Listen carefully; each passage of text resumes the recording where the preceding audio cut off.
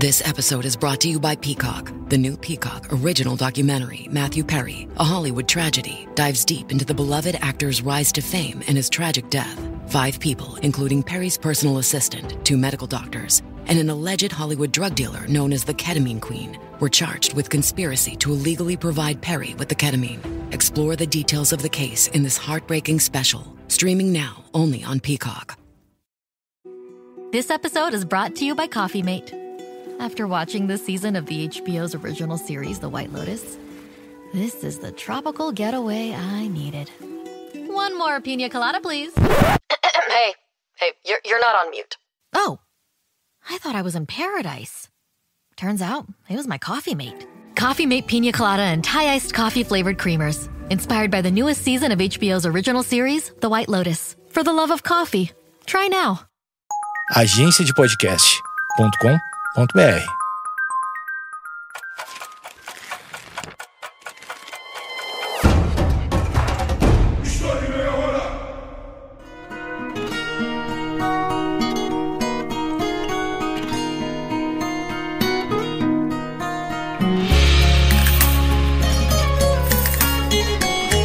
O que faz alguém alcançar a fama? Qual que é o limite para os nossos sonhos? Essas são apenas algumas perguntas que podemos nos fazer quando estudamos com mais atenção a biografia e a trajetória da Frida Kahlo, uma das maiores artistas de todo o século XX. Sua história pode ser entendida tanto como uma narrativa de superação quanto de quebras de muitos tabus, e isso vai ficar bem mais claro ao longo do episódio. Como sempre, eu quero lembrá-los que eu me baseio em fontes e em autores confiáveis, que você pode e deve consultar na descrição do episódio. Primeiramente, temos que saber que a nossa personagem tem uma origem muito diversa. Frida era filha de um pai alemão de ascendência húngara e de uma mãe mexicana de ascendência espanhola e nativa americana. Madalena Carmen Frida Kahlo e Calderón nasceu no dia 6 de julho de 1907, em uma cidade chamada Coyoacán, na atual Cidade do México. O pai de Frida era fotógrafo, e ao longo de sua vida ele teve algumas dificuldades para conseguir sustentar sua família.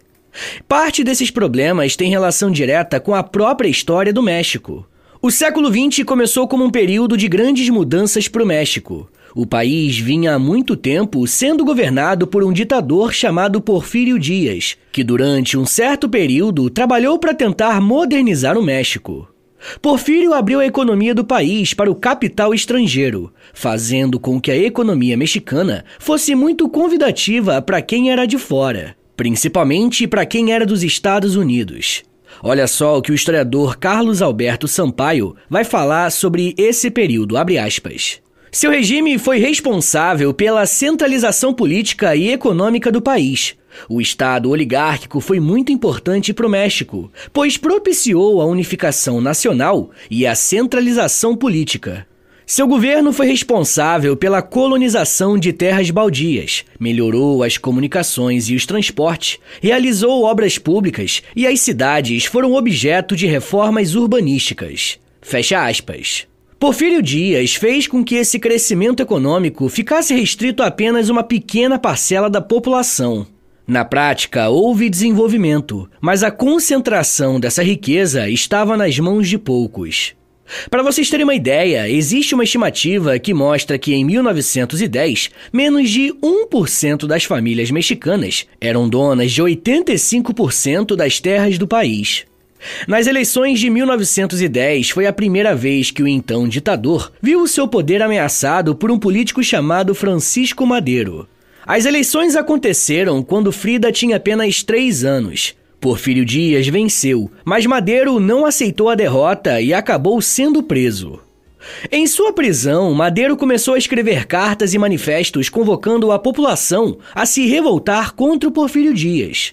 Nesses manifestos, Francisco Madero tentava mobilizar as classes mais pobres, prometendo uma reforma agrária caso o ditador mexicano fosse derrubado.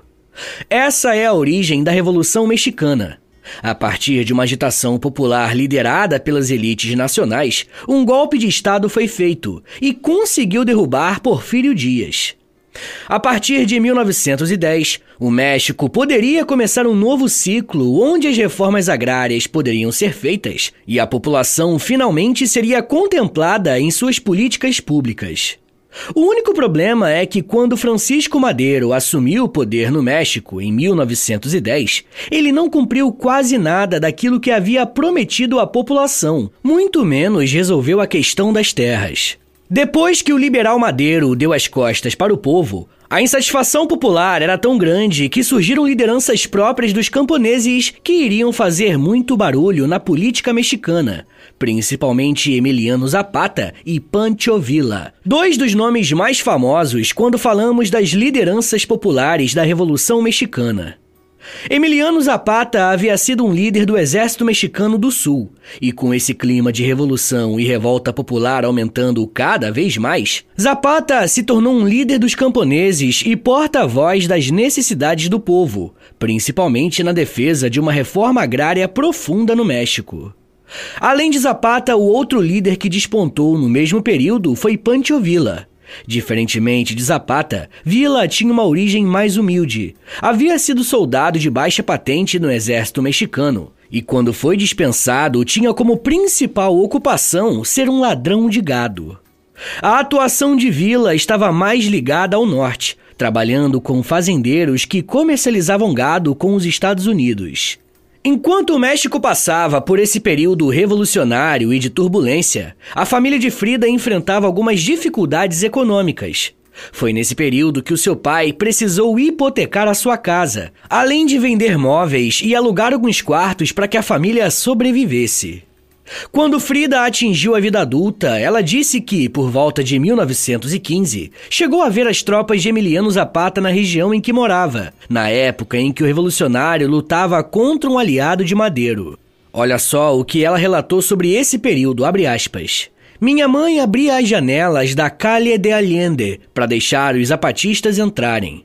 Ela se certificava de que os feridos e os famintos pulassem pelas janelas da casa e entrassem na sala de estar. Lá ela cuidava deles e os alimentava com tortilhas de milho, que eram a única coisa que havia para comer em Coyoacán naquela época. Fecha aspas. Esse relato da Frida é muito interessante por alguns motivos. O primeiro é mostrar que a sua família tinha uma certa proximidade com os ideais dos revolucionários mexicanos. Em segundo lugar, é importante perceber como que de fato a vida não só da família de Frida, como dos mexicanos em geral, era muito difícil. Como ela mesma lembrou, tortilhas de milho eram um dos poucos alimentos disponíveis para a maior parte da população. Se as dificuldades financeiras já não fossem problemas o suficiente, Frida teve uma série de problemas de saúde, e isso se tornou algo muito presente em toda a sua vida artística. Ever met a foundation that does it all? Say hi to NARS Light Reflecting Foundation. Makeup meets skincare in a bottle. It evens skin tone, blurs imperfections, and has a natural radiant finish. Plus, it's formulated with skincare ingredients to help strengthen your skin's barrier. With a newly expanded shade range of over 40 radiant shades to choose from and buildable all-day wear. NARS Light Reflecting Foundation. Find your perfect match. Hey, it's Bill Simmons from the Bill Simmons Podcast here to tell you about Michelob Ultra Courtside. It's getting fans closer to the NBA with a chance to win prizes like courtside seats, a trip to All-Star Weekend, and much more. Check it out at MichelobUltra.com/courtside. Michelob Ultra Superior Access, Courtside 24-25 Sweepstakes, no purchase necessary. Open to U.S. residents 21 and up. Begins on October 1st, 2024, ends July 1st, 2025. Multiple entry periods. Visit MichelobUltra.com/courtside for free entry deadlines, and official rules. Message and data rates may apply. Void where prohibited.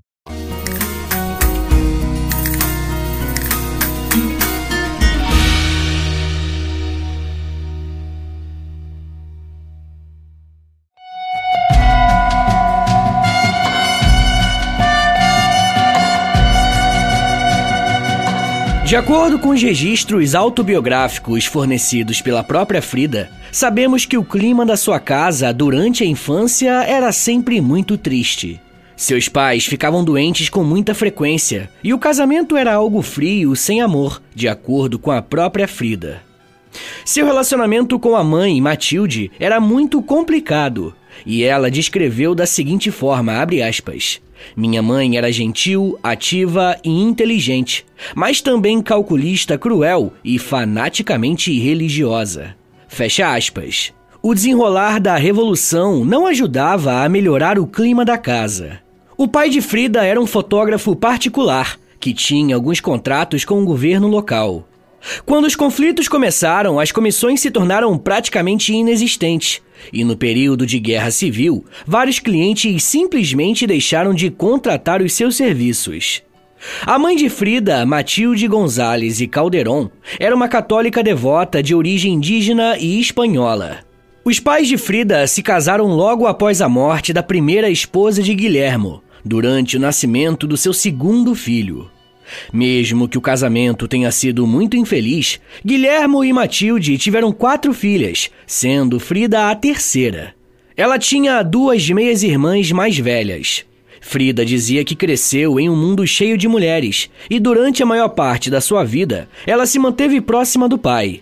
Muitos pesquisadores acreditam que Frida Kahlo nasceu com a espinha bífida, uma condição que afeta o desenvolvimento da coluna vertebral. A doença foi a primeira de muitas enfermidades que complicaram ainda mais a dor e os problemas que ela teve posteriormente na vida. Mas tudo piorou a partir de 1913. Quando Frida completou 6 anos de idade, ela contraiu poliomielite, a primeira de várias doenças que ela teria. A poliomielite fez com que sua perna direita ficasse menor e mais fina que a perna esquerda. Por isso, ela passou a usar calças e depois passou a usar saias, bem longas e exóticas, que inclusive se tornaram uma de suas marcas pessoais. Essa doença foi muito cruel com a criança, que passou a enfrentar bullying na escola constantemente. Ela era chamada de Frida Perna de Pau, a tornando cada vez mais isolada das outras pessoas. Por conta desse problema de saúde, ela teve uma dificuldade adicional para se desenvolver socialmente. Durante esse período, seu pai a ensinou literatura, ciências da natureza e filosofia. Quando ela estava bem, o pai a incentivava a praticar esportes para recuperar a força, como luta livre e boxe, mesmo que esses esportes fossem considerados inadequados para as meninas da época. Guilhermo também ensinou a artista sobre fotografia, e ela começou a ajudá-lo a retocar, revelar e colorir as fotos. Apesar disso, ela conseguiu se formar no ensino básico e começou a se preparar para o ensino superior. Nesse período, mais uma vez, a sua trajetória foi modificada por conta dos desdobramentos da Revolução Mexicana. O levante, que se iniciou em 1910, deu início a um movimento cultural chamado Mexicanidade.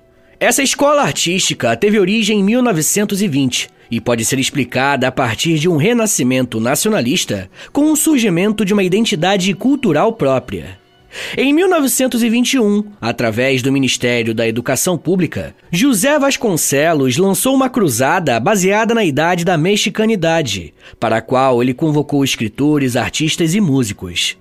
Ele ofereceu as paredes das igrejas, edifícios públicos e escolas para os pintores contarem a história do México.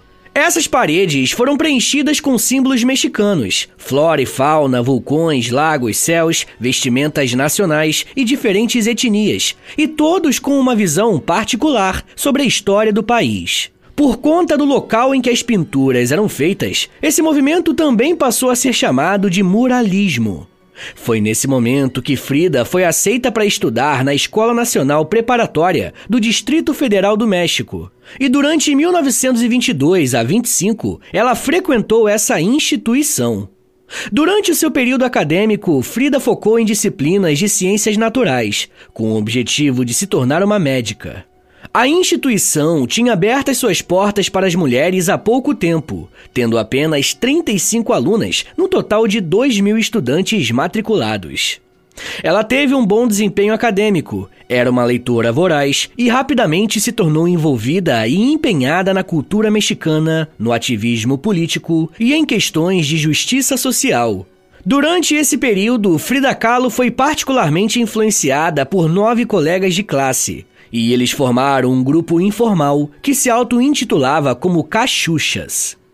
Aos 18 anos de idade, no dia 17 de setembro de 1925, Frida e o namorado, Alejandro Gomes Arias, voltavam da escola para casa, quando o seu ônibus, que era feito de madeira, colidiu com um bonde de metal. Várias pessoas morreram e a artista sofreu ferimentos quase fatais, depois de um corrimão de ferro ter perfurado a sua pelvis. Ela também teve perfuração do abdômen e do útero, 3 fraturas em sua coluna vertebral, seu pé direito foi triturado, deslocado e ela teve a clavícula fraturada. Frida ficou 1 mês no hospital e 2 meses em casa se recuperando antes de voltar ao seu trabalho. Embora ela tenha tentado voltar à vida normal, Kahlo continuou a sentir fadiga e dor nas costas. Após radiografias, se descobriu que o acidente também havia deslocado 3 vértebras. O tratamento incluiu o uso de um espartilho de gesso, que a deixou confinada à cama como parte da recuperação. Apesar de não haver uma definição formal à época para a enfermidade, médicos e historiadores acreditam que ela sofria de fibromialgia pós-traumática. Antes do acidente, Frida sonhava em se tornar médica. Embora ela tenha sido obrigada a abandonar esses planos, os pais a incentivaram a pintar enquanto repousava na cama, e assim ela descobriu uma nova paixão, a pintura. A artista tinha um cavalete feito especialmente para que ela pudesse pintar deitada na cama, e um espelho foi colocado em cima do cavalete para que ela pudesse se ver. Além de pintar retratos das irmãs e de colegas da escola, com frequência ela voltava os olhos para si mesma e certa vez disse, abre aspas, pinto a mim mesma porque estou quase sempre sozinha e porque sou o assunto que conheço melhor. Fecha aspas. A pintura se tornou uma maneira dela explorar questões de identidade e existência em uma nova condição. Refletindo sobre essa época, a artista disse que o acidente e o período de recuperação isolada fizeram com que ela quisesse pintar as coisas, abre aspas, da forma como as via com meus próprios olhos e nada mais, fecha aspas. Muitos dos quadros pintados por Frida nesse período foram inspirados em artistas europeus, principalmente em nomes clássicos do Renascimento cultural, como Sandro Botticelli e Bronzino, assim como em movimentos de vanguarda, como o cubismo e o surrealismo. Conforme Frida Kahlo recuperava as suas forças, ela voltou a investir em algo que tinha se interessado bastante durante o período de estudos. Assim, Frida se filiou ao Partido Comunista Mexicano, onde começou a militar e ter contato com outras pessoas que pensavam como ela. Foi ali que ela conheceu seu grande parceiro de vida e, ao mesmo tempo, alguém que foi responsável por momentos de grande instabilidade e tristezas. Eu tô falando do também artista Diego Rivera. Pessoal, eu já quero falar mais sobre a trajetória de Frida Kahlo, seu casamento, suas polêmicas e como que ela se tornou um ícone popular e político. Mas me dá um minutinho aí, tá, gente, que daqui a pouco a gente volta e eu falo um pouco mais sobre arte, Estados Unidos, morte, traição e sexo. Segura aí, que é 1 minutinho só.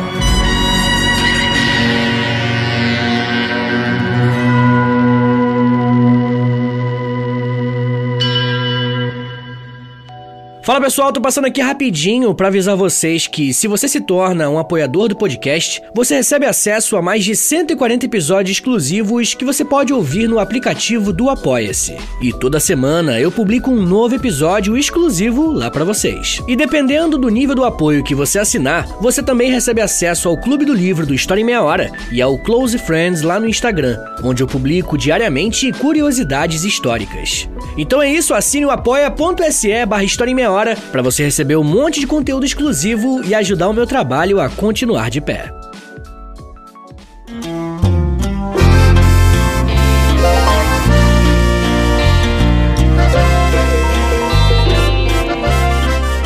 Abre aspas. Tive a sorte de amar a mulher mais maravilhosa que já conheci. Ela era a poesia e a própria genialidade. Infelizmente eu não soube amar somente a ela, porque sempre fui incapaz de amar uma única mulher. Fecha aspas. As palavras que você acabou de ouvir foram ditas por Diego Rivera, o marido de Frida Kahlo. E aqui já dá para perceber como que foi a relação dos dois. Quando eles se casaram em 1929, Frida tinha apenas 22 anos, enquanto Diego já tinha 44 e já vinha de um primeiro casamento que terminou em divórcio. Frida e Diego se conheceram em um período bem específico da história do México. Na década de 20, ela ainda não se considerava uma artista, mas não tinha como escapar do movimento mexicanidade que eu comentei mais cedo. A Revolução Mexicana até chamou a atenção da Frida, mas foi esse levante nacionalista que a fez se apaixonar pela arte e mudou aos poucos a sua consciência. Em paralelo a essa mexicanidade, os pensamentos de Frida e suas ideias sobre o mundo também foram influenciados por uma ideologia que atingiu o auge da sua popularidade no início da década de 1920, o socialismo. Seus princípios chegaram ao México alguns anos antes, e vários dos principais ideólogos da Revolução Mexicana aderiram ao socialismo. Inclusive, a vitória dos bolcheviques na Rússia e a criação da União Soviética em 1922 deram força para a criação de um partido comunista no México em 1919. Frida assimilou os princípios socialistas, que dialogavam com a teoria nacionalista da época. Ela participou de vários grupos militantes na faculdade e depois ingressou na Liga dos Jovens Comunistas por volta de 1927. Daquele momento em diante, a mexicanidade e o socialismo moldaram o pensamento da Frida até o final da sua vida. Assim como Frida, Diego Rivera também era um militante socialista convicto. Em 1930, o casal foi para os Estados Unidos, onde o Diego recebeu uma proposta para produzir murais em São Francisco, na Califórnia, onde a arte mexicana estava ganhando bastante espaço. E eu não sei se você sabia disso, mas historicamente, a Califórnia pertencia ao México, antes do território ser tomado pelos Estados Unidos. Por conta dessa herança cultural, a região se tornou mais aberta para a cultura latina. De qualquer forma, foi ali que o trabalho de Frida Kahlo como uma grande artista começou a tomar forma. Ao chegar nos Estados Unidos, Frida viu uma vida bem diferente da que tinha no México, e essa contradição a despertou para produzir alguns quadros bem emblemáticos. A primeira coisa que mudou foi o seu estilo. Ela começou a usar o tradicional vestido terruana, que se tornou a sua marca registrada. Consistia em colocar um cocar florido, uma blusa solta, joias de ouro e uma longa saia de babados. Em 1931, ela pintou o quadro Frieda e Diego Rivera, evidenciando esse seu novo traje. Além disso, essa obra deu início à sua identificação cada vez maior com a arte mexicana. Nesse quadro, Rivera está à esquerda e está pintando com uma certa imponência, segurando uma paleta e pincéis, os objetos de sua profissão. Ele aparece como um artista importante, enquanto Kahlo, que é pintada pequena e recatada ao lado dele, com a sua mão na dele, e pintada com a pele mais escura. Em 1932, ela pintou um quadro chamado Autorretrato na Fronteira entre o México e Estados Unidos. Aqui, os Estados Unidos são retratados como um país que está passando por um processo de revolução industrial e é colocado ao lado do México, uma nação ainda tentando se desenvolver. Olha só o que a historiadora Brígida Duarte de Oliveira Medeiros falou sobre isso, abre aspas. Na pintura, Kahlo evoca a sua percepção entre dois países geograficamente próximos, porém apartados culturalmente. Com um vestido cor-de-rosa e luvas de renda, a artista está no centro. A roupa mostra que a pintora estava se enquadrando na sua nova realidade. Como contraponto, as joias pré-colombianas simbolizavam que não pretendia abandonar as suas raízes, assim como o rosto e os pés levemente voltados para o lado mexicano. À direita da artista, o México está representado como natural, com cores quentes e terrosas. Kahlo enaltece o período antes do domínio dos europeus sobre os povos indígenas americanos. O Sol e a Lua, considerados deuses, templos e artefatos. Na outra parte, o solo estadunidense é artificial. Do solo surgem máquinas, o céu acinzentado, os arranha-céus em formas geométricas e, ao invés de nuvens, como do lado mexicano, a fumaça cobrindo parcialmente a bandeira, símbolo nacional. Fecha aspas. Eu fiz questão de trazer essa citação para mostrar o quanto o trabalho da Frida deve ser analisado a partir de uma certa complexidade que a autora conseguiu retratar nos seus quadros. Um outro ponto que reforça a intencionalidade política da artista é que ela assinou esse quadro como Carmen Rivera e não como Frida Kahlo. É muito provável que ela tenha feito isso para reforçar a sua identidade como latina e mexicana.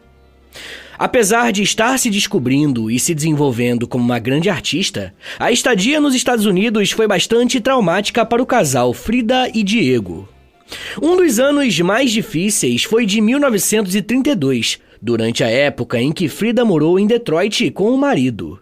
Ela descobriu uma gravidez enquanto estava lá e decidiu fazer um aborto, mas a medicação usada foi ineficaz.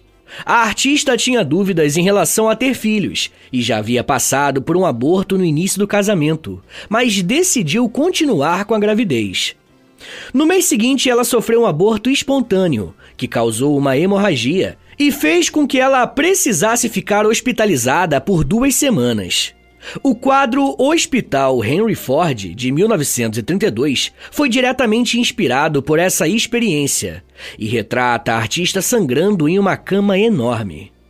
A barriga dela ainda estava inchada e 6 elementos diferentes, incluindo o feto do sexo masculino, em um molde ortopédico da zona pélvica, aparecem em torno dela, presos à mão por fitas vermelhas, como se fossem cordões umbilicais.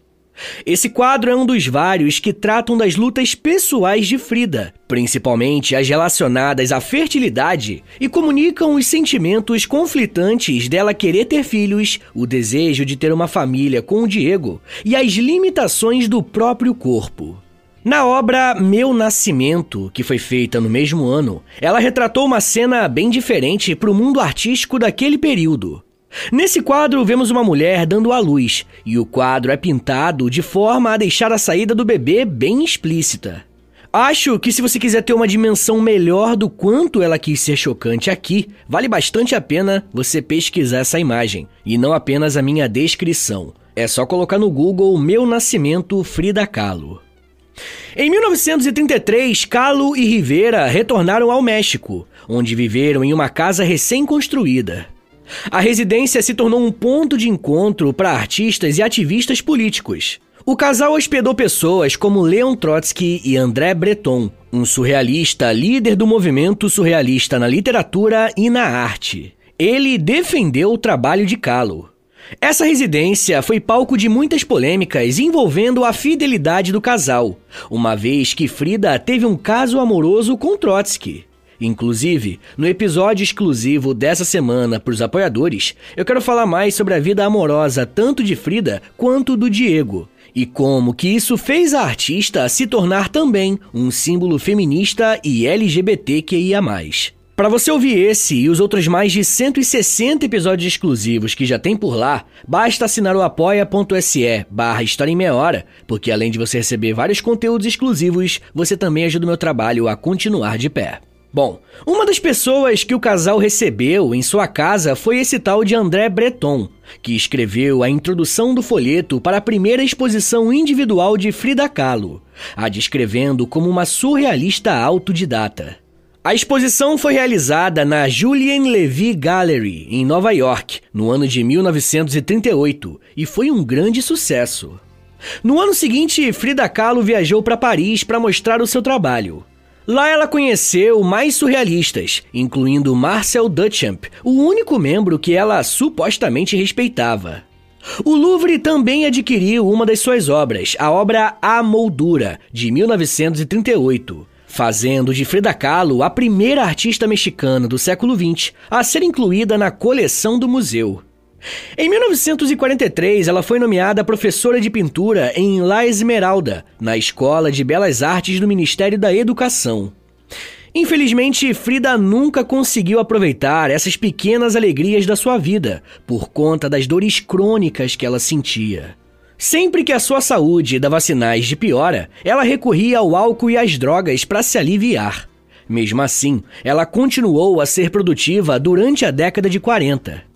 Ela pintou vários autorretratos com vários estilos de cabelo, roupas e iconografia, sempre se mostrando com um olhar firme, pelo qual ela se tornou famosa.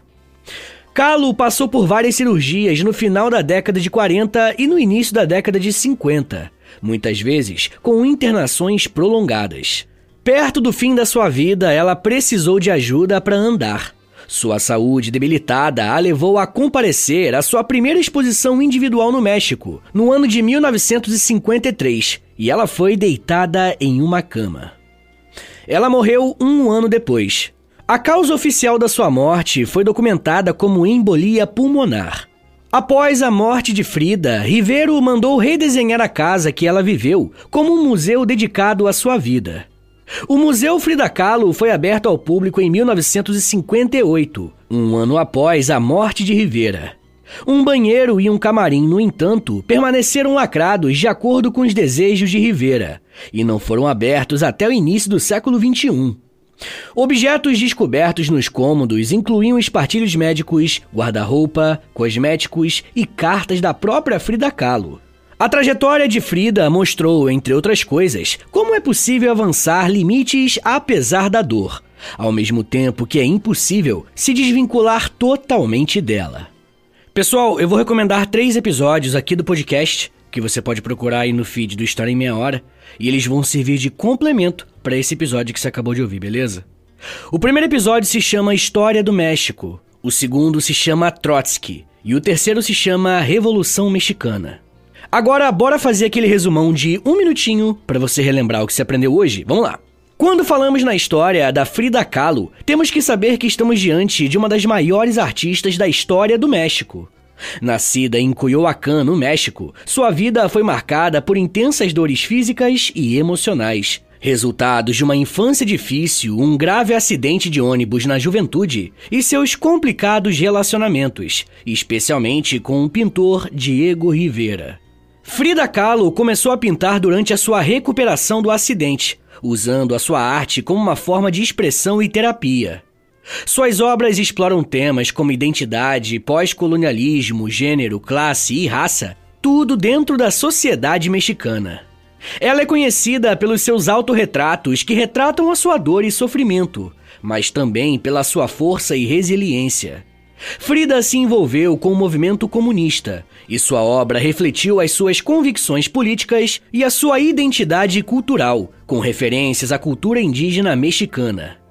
Embora ela tenha alcançado certo reconhecimento em sua vida, sua fama só cresceu mesmo após a sua morte, se tornando ícone feminista e cultural, indicando um certo paradoxo. Como que uma militante comunista se tornou um símbolo comercial pop? Essa pergunta é central para entendermos o sistema que vivemos, já que a imagem de Che Guevara provavelmente é a estampa de camisa que mais vendeu na história. Mas isso já é um papo para uma outra meia hora.